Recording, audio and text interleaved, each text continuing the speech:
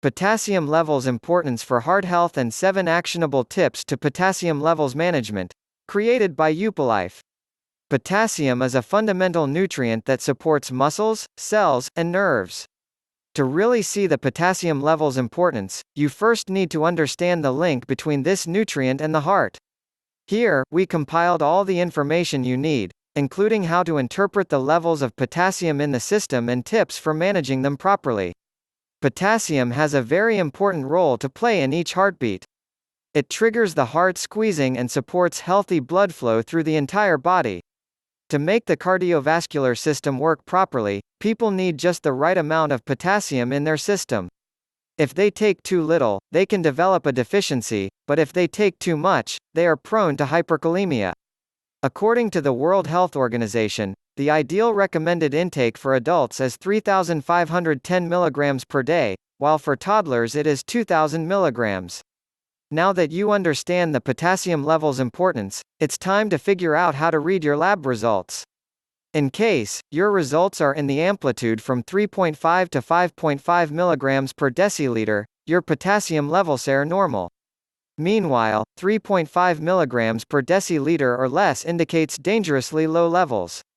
However, 5.6 to 6.0 mg per deciliter identify high potassium levels, but 6.0 mg or higher points out to dangerously high levels. The good news is, no matter if you are prone to having too high or too low potassium levels, you can always keep the nutrient in check. Here are 7 tips to manage your potassium levels. 1. Pay attention to the food you eat. Like any other mineral, potassium too can be found in foods. If your body constantly lacks this nutrient, it could mean you are not getting it from your diet.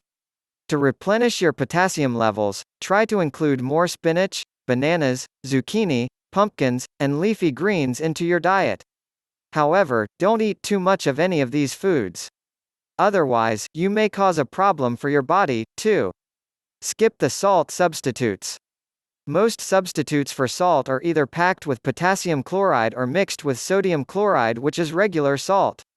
While they may be a good choice when trying to reduce sodium intake, they can increase blood pressure. If you are not careful enough, you may also get extra potassium in the system. 3. Watch the supplements.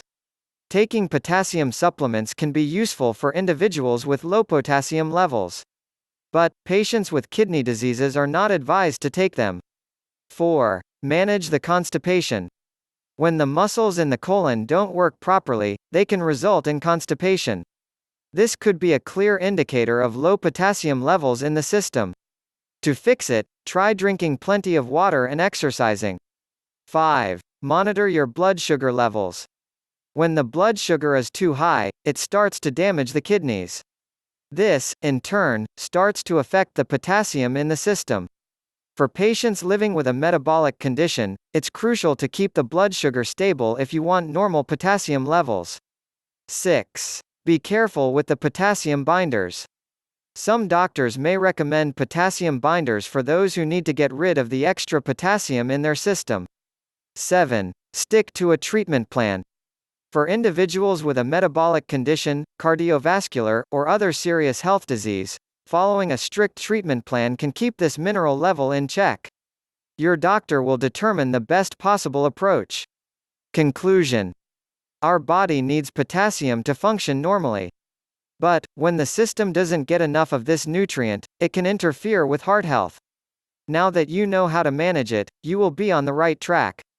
Learn more about how to evaluate your heart health and manage your heart condition at home by visiting upolife.com.